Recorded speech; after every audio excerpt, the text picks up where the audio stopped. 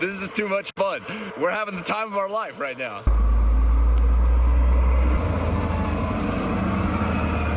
All right, we're heading over to the grader route right now. All these roads right here are county maintained. The private HOA road that Josh maintains with his grader. Same grader we use for road grading in the summer. Obviously this has not been plowed yet right here. We'll get some footage of it being plowed.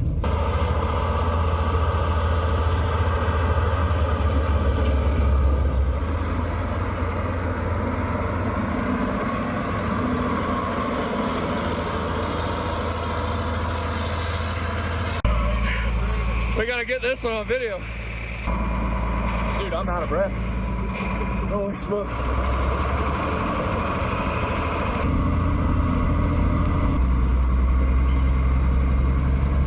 So if any of you guys are watching this, you might recognize this property. We had this on one of our forestry videos earlier. Did a lot of forestry work out here.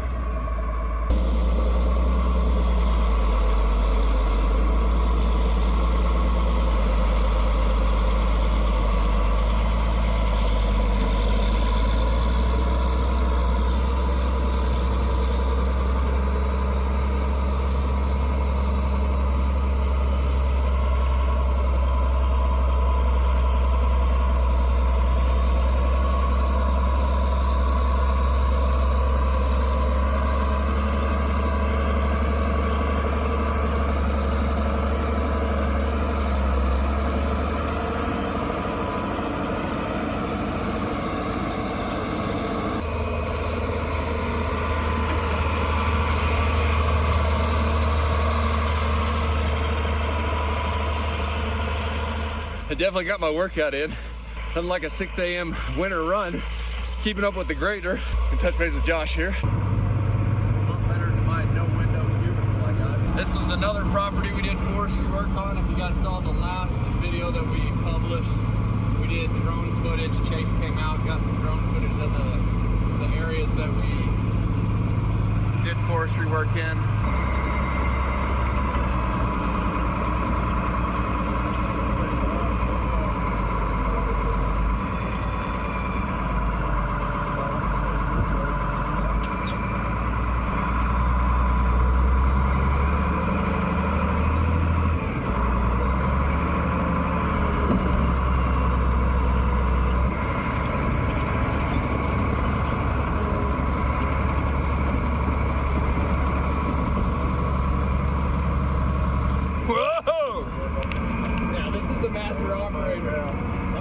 Shut up right now because he's at work.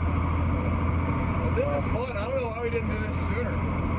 What I will do to get some content for you guys. Jeez.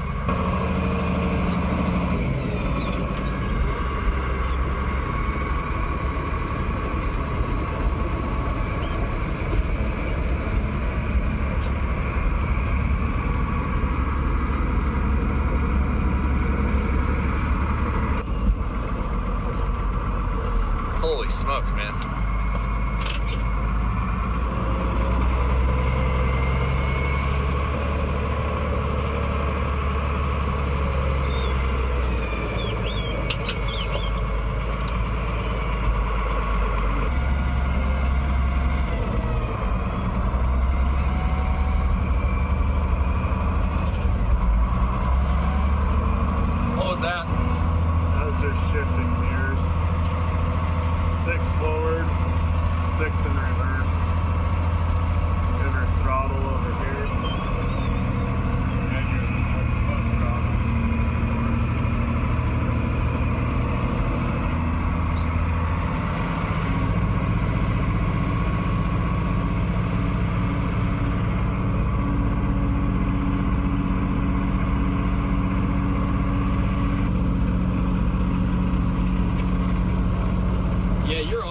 the sun, man.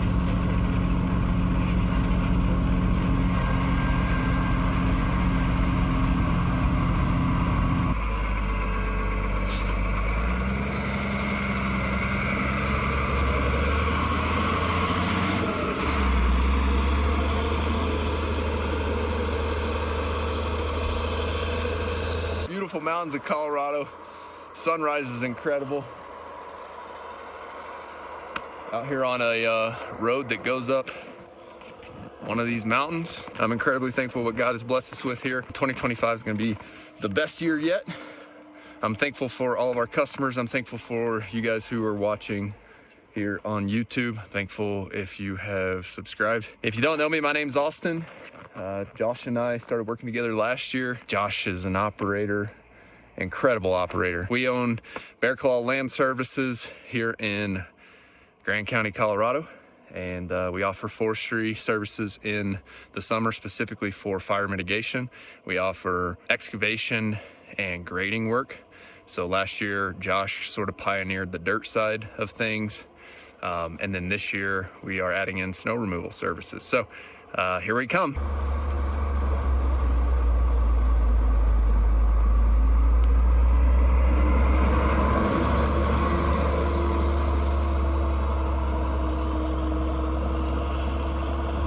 Look at that. So he had the wing down on that one.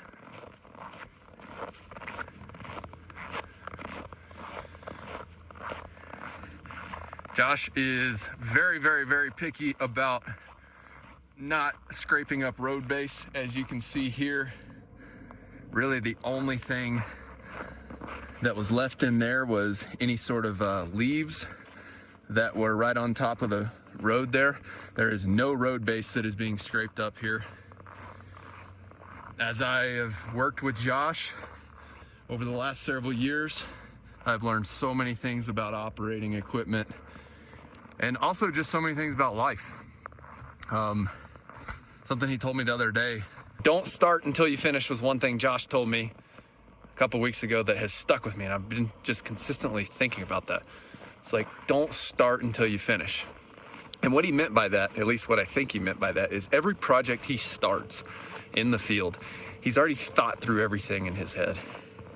He's already thought through the process in which he's going to either operate with a team or personally operate that equipment to deliver a great end product like you see right here. Another thing that he always talks about is how it drives him wild whenever he comes into a road to grade it and he sees road base here. So he works very hard not to scrape up road base.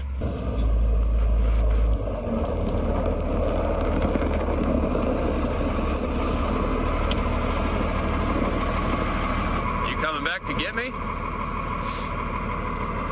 So I was showcasing just how you had the blades just kind of like strategically positioned right on the top there so that you're not scraping road base. Yeah, usually you want to leave a little bit of pack, and there's not a lot of traffic on this road, and so there's not going to be a whole lot of pack on this road, so you want to float the blade a little bit. But this late in the year, you can kind of just put your cutting edge right on that pack, and then you don't risk throwing gravel on. Okay. Once it starts getting soft in the spring is when you have to be really careful, because you can actually dive your blade into the ground. So which levers control your blades up and down? And two, this down. And then when I'm plowing, I mainly just use float. So on my mower, just this float button will drop it right down to the ground for me. And then I just don't really have to worry about adjusting it too much.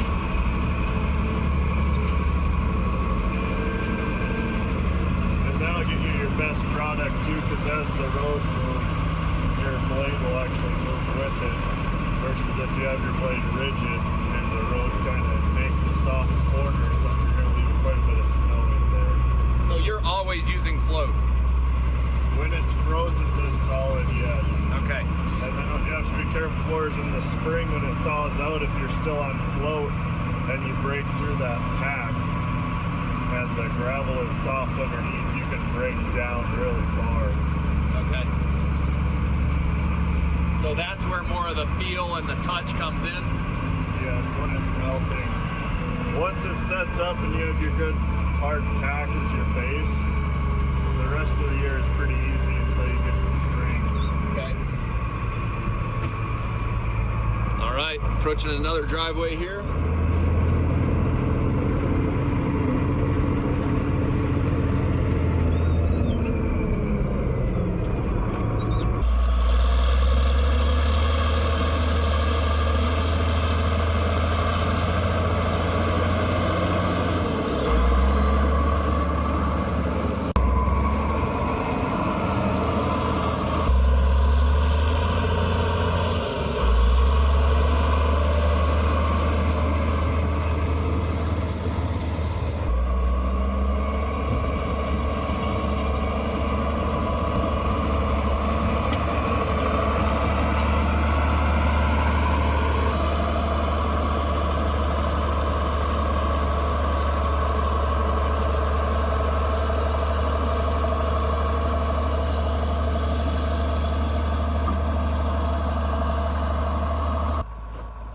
View definitely doesn't suck. All right, once again, rate the finished product. You see no road base in the snow.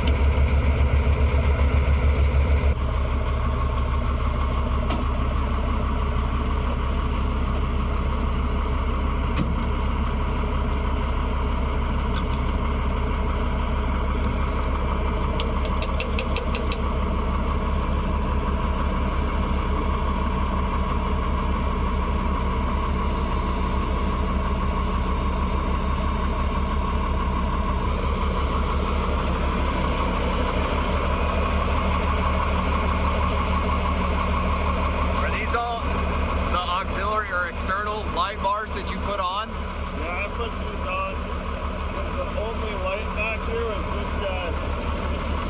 You know, backing up, I couldn't see where the edge of the snow was. Same with that front bar. Yeah, I have 2 of these on the front that are shining out at a 45 away from my cab. And then that light bar on the top, it just gets kind of claustrophobic when it's dark out and you're plowing for a long time and you can't see more than 50 feet in front of you. Yeah. It just kind of opens up the whole working area. And it just feels better more than anything. You can actually see what you're doing. All right, show me the yak tracks. I like these things. I know, I got some the other day too. For shoveling, they're super nice. Yeah. I mean, you never used to be able to like stand on something like this. Whereas if these guys on, it's completely sturdy.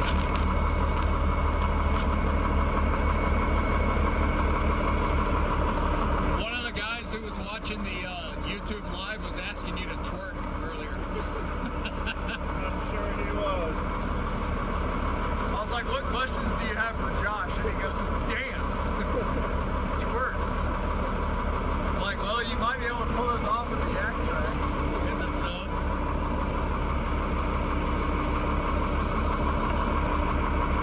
It'd be cool to do a how-to video for how to wire these in to that. Yeah. I don't know if it's recommended in the manual, but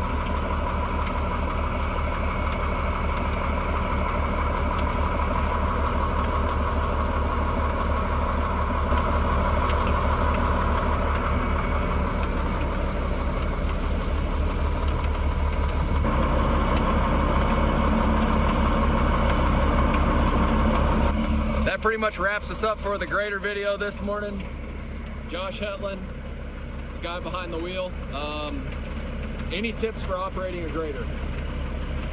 nothing specific. We'll go over all the controls and everything that I learned along the way as I bought this grader and started running it. And it's mainly just seat time, especially if you've been running a machine for a few years and you've been moving snow for a while. It's just that mind muscle memory, just getting all those controls to where you can get the machine to do what you want it to do without even thinking about it.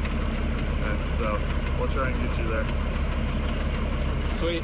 All right, so we're gonna do some actual how-to videos for how to operate the grader.